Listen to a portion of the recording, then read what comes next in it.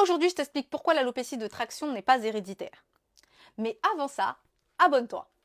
Alors, l'alopécie de traction n'est pas héréditaire puisqu'elle ne dépend pas de l'hérédité, tout simplement.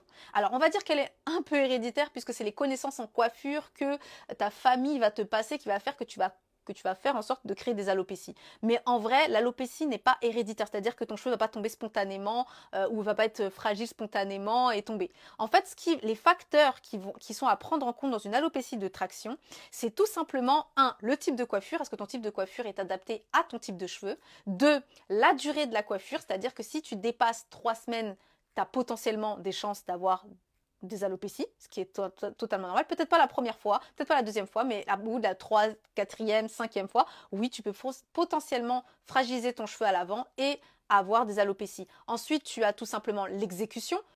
Comment ta coiffeuse t'a coiffé, si c'est serré, si c'est pas serré, si elle a bien pris les cheveux, si elle les a pas pris, si voilà, il y a plein de choses qui vont rentrer en compte pour l'alopécie de traction. Et ensuite, tu as tout simplement les soins apportés durant la coiffure. Si tu n'as fait aucun soin et que ton cheveu est extrêmement sec, bah, il va être extrêmement cassant et oui, tu vas te retrouver du coup avec une alopécie. Donc ce sont ces 4 choses à prendre en compte pour une alopécie de traction via à une coiffure. C'est vraiment la coiffure, ce n'est pas du tout, du tout, du tout héréditaire.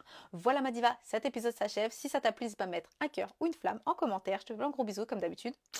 Touche pas à mes cheveux.